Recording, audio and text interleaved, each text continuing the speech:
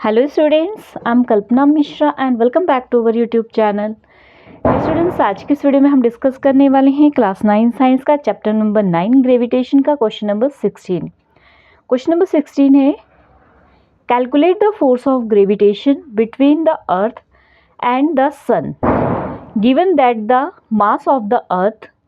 आपको क्या है, कैलकुलेट करना है ग्रेविटेशन फोर्स किसमें, अर्थ और सन के बीच में, जहाँ पर आपको मास अर्थ का दिया हुआ है 6 × 10⁻24 किलोग्राम एंड ऑफ द जो सन का आपको दिया हुआ है वो 2 × 10⁻30 किलोग्राम। ठीक है, और आपको कैलकुलेट क्या करना है, ग्रेविटेशनल फोर्स। तो सबसे पहले हमें यहाँ पर जो गिवन है हम उसको लिख देते हैं, और फिर जो यूनिवर्सल, क्योंकि हमारा जो ग्रेविटेशन फोर्स लग रहा है वो कहाँ लग रहा है, यूनिवर्स में लग रहा है ना, तो इसलिए यहाँ पर यूनिवर्स ग्रेविटेशन फोर्स का फॉर्मूला लगेगा और यहाँ पर कैपिटल जी की वैल्यू हमें फिल करनी होगी। और मैंने आपको बार बार बताया कैपिटल जी और स्मॉल जी की वैल्यू आपको खुद को याद रखनी पड़ेगी। ठीक है, तो चलिए लिखते हैं पहले सारी चीज़ें जो हम गिवन है। तो सबसे पहले हमारे पास मास हम लिख लेते हैं, किसका दिया हुआ है, अर्थ का, कितना है 6 × 10⁻24 यहाँ है ना किलोग्राम।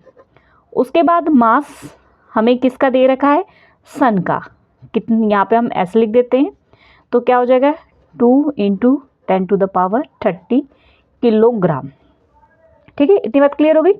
हमें यहाँ पे डिस्टेंस दे रखा है, यहाँ पे मैंने क्वेश्चन पूरा उतारा नहीं है, रह गया है, तो यहाँ पे नीचे डिस्टेंस भी आपको दिया हुआ है, वो डिस्टेंस आपको दिया हुआ है d = मैं यहाँ लिख देती हूँ 1.5 × 10⁻11 मीटर, ये डिस्टेंस दे रखा है।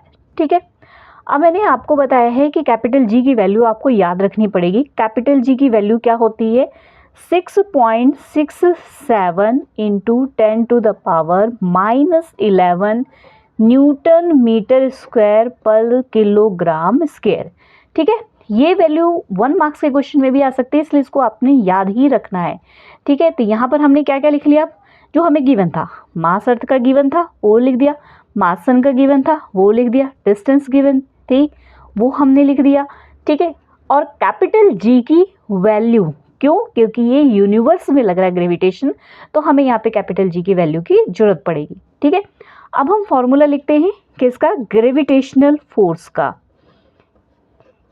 ग्रेविटेशनल फोर्स क्या होता है, F = capital G mass on earth mass on sun upon distance की स्क्वायर। अभी तक तो इतने न्यूमेरिकल हमने सॉल्व कर लिए कि ये फॉर्मूले आपको अच्छे से याद हो गए होंगे। अब क्या करना है, सिंपल से इसमें वैल्यू फिल करना है और सॉल्व करना है। तो यहाँ पर हमारे पास वैल्यू क्या है, यहाँ पर देखो, यहाँ पर दिया हुआ है हमारे पास, F ऐसे ही लिख लेते हैं। कैपिटल जी की वैल्यू हमारे पास क्या है, 6.67 × 10⁻11। उसके बाद हमारे पास मास ऑफ अर्थ क्या है, हमारे पास मल्टीप्लाई 6 × 10⁻24, फिर मल्टीप्लाई सन की हमारे पास कितनी है 2 × 10⁻30, और उसके बाद नीचे d स्क्वायर, मतलब ये जो डिस्टेंस है हमें इसको 2 बार लिखना है, तो हम इसको 1.5 × 10⁻11 और 1.5 × 10⁻11। ठीक है, इतना समझ आ गया।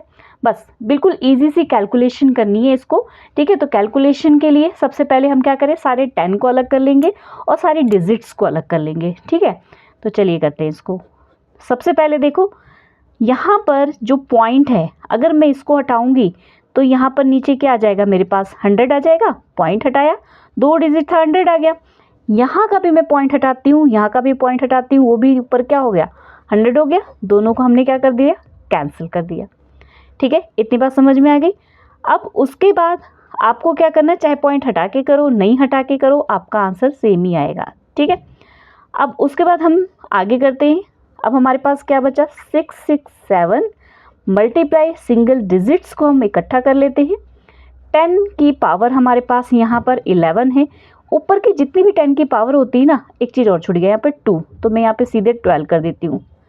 ठीक है, तो क्या हो गया हमारा, यहाँ पे 6 2 मैंने 12 कर दिया। ठीक है, यहाँ पर 11, इसकी पावर हमारे पास सारी पावर प्लस होगी, तो कितना लिखना है यहाँ पे 24, उसके बाद ये प्लस 30, अब नीचे चलते हैं 1.5 पॉइंट तो हमने हटा दिया है, तो हमारे पास क्या आ गया 225, ठीक है।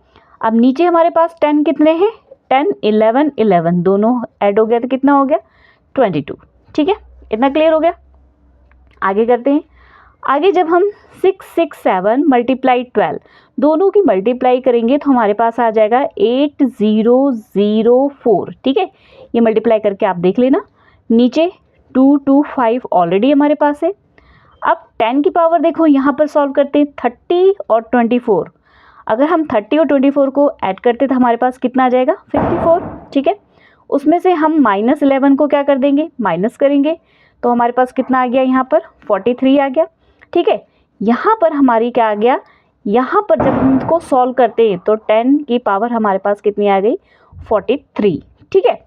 अब यहाँ वाली जो 10 की पावर है इसको हम ऊपर लेके जाएंगे तो ये क्या हो जाती है, ये हो जाती है माइनस, ठीक है। तो इसको माइनस कर देते, क्या करेंगे हम 8004/225, 10 की पावर से 43 में से हमने 22 को माइनस करना है, तो कितना आ जाएगा।